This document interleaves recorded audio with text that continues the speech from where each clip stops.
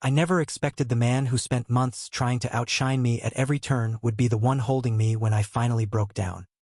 Life has a cruel sense of humor. And apparently, it thought our rivalry needed a plot twist. The hospital was drowning in the chaos of another midnight shift. Alarms blared. Phones rang. Patients screamed in pain. And my pulse raced like I had been running a marathon for hours. I had been here before plenty of times. In fact, but that night felt different. As if something was waiting in the shadows to snap me apart. And of course, he was there, Ethan Calloway. My so-called rival. My walking headache. My own personal storm cloud who somehow managed to smile smugly even with blood on his scrubs. We were both residents in the ER. Thrown into the same schedule too often for it to be a coincidence. He made everything a competition: who could diagnose faster, who could win the patient's trust first, who could impress the attending with a miracle save. To him, I was probably just another obstacle. To me, he was an itch I couldn't scratch away. That night, the ER swallowed us whole. A bus accident had flooded the unit with victims' broken bones, torn flesh, children crying for their parents. We moved like soldiers in a battlefield. Words sharp, hands faster. I hated how in sync we were. Every time I turned for supplies, Ethan was already there. Every time I gave an order, he echoed it like we shared one mind. Pissed me off. Terrified me. Thrilled me. Hours blurred into a haze of adrenaline. At some point, the flood slowed, the chaos eased, and silence returned like an aftershock. My gloves were stained red, my eyes burning from exhaustion. That was when I stumbled into the supply closet, meaning only to breathe, maybe scream. And that was when he followed me. "You're shaking," Ethan said quietly, leaning against the doorframe. His voice didn't carry its usual arrogance. It was soft. Too soft. And it pierced me more than any scalpel could. "I'm fine," I lied, clutching the shelves as if they could hold me together. But the truth was, I wasn't fine. The image of a boy we couldn't save 8 years old, lifeless eyes staring, was still burning into my skull. Ethan stepped inside, closing the door behind him. The tiny space shrank, suffocating, until it was only his breath and mine. I wanted to push him away, to remind him he was my rival, not my comfort. But then his hand brushed mine. Tentative. Searching. "Don't," I whispered, though I didn't pull away. His eyes searched mine. Not with victory. Not with mockery. But with something I had never seen before. Understanding. And suddenly, my walls cracked. I don't remember who moved first. Maybe it was me. Maybe it was him. All I know is that one moment I was shivering in silence. And the next I was buried against his chest. His arms wrapping around me with a certainty that scared me more than death itself. I thought I'd hate it. I thought I'd push him off. Instead, I let myself sink. Let the weight of the night melt into the heat of him. And for the first time in months, I felt safe. "This doesn't mean anything," I muttered against his shirt, my pride still clinging to whatever scraps it had left. His chuckle rumbled low. Not mocking, but warm. "Sure. Whatever you say." But I could feel his heart beating fast against mine. And deep down, I knew he wasn't the only one lying. What terrified me most wasn't the chaos outside those walls, it was the way I already knew I'd never look at Ethan Calloway the same again. The next day, I tried to convince myself it was exhaustion. That maybe grief had tricked me into seeking comfort in the worst possible place. But when I saw him across the ER, sleeves rolled up, focused and steady, I couldn't erase the memory of his arms around me. I couldn't ignore how my chest tightened when his gaze flickered toward me. holding mine for a beat too long. I had spent months despising Ethan, building my armor out of spite and competition. And yet, with one touch, he had slipped through the cracks I didn't even know were there. And maybe, just maybe, he had no intention of letting go. Days turned into weeks, and our rivalry never truly disappeared, it just transformed. We still argued over diagnoses, still raced to grab charts first, still rolled our eyes at each other's confidence.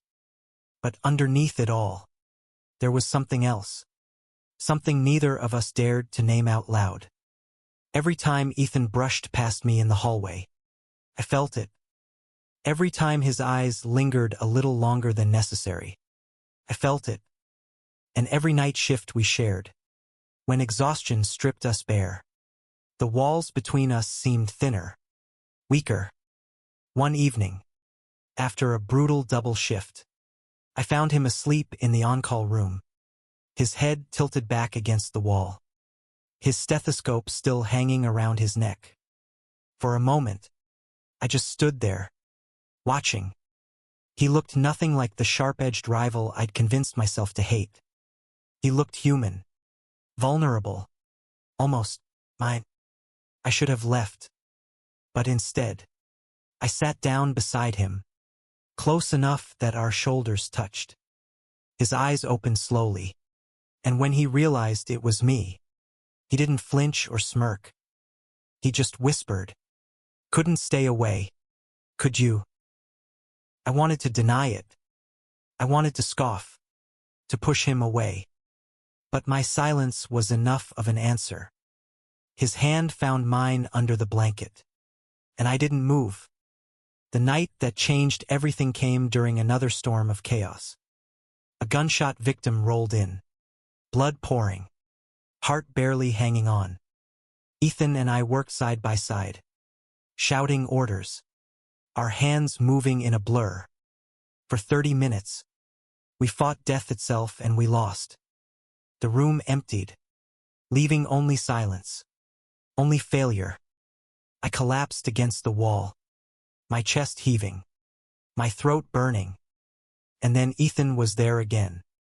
Not as a rival, not as a smug competitor, but as the only person who seemed to understand the unbearable weight pressing down on me. He didn't ask permission this time. He just pulled me into his arms. And I let him. My fists clenched against his scrubs, my forehead pressed to his neck. His hand stroked the back of my head. Steady. Grounding. "Why do you do this?" I asked, my voice breaking. "Why me?" His answer was simple, devastating. "Because you matter more than you know." That night, in the quiet corner of a hospital meant only for stolen naps and weary breaths, I kissed him. It wasn't planned. It wasn't perfect, it was desperate. Trembling. Raw. But when his lips met mine, everything I had been fighting, my pride, my fear, my denial crumbled. For the first time in years, I wasn't competing. I was just feeling. And it was enough. We never announced it. No grand declarations. No sweeping gestures. Just small moments stitched together like threads no one else could see. Coffee runs where his hand brushed mine a second too long. Silent car rides home where the tension spoke louder than words. Nights when exhaustion led us to collapse together on the same narrow cot. His arm draped lazily across my waist, as if it had always belonged there. The rivalry was still there, but it had softened into something playful, almost tender.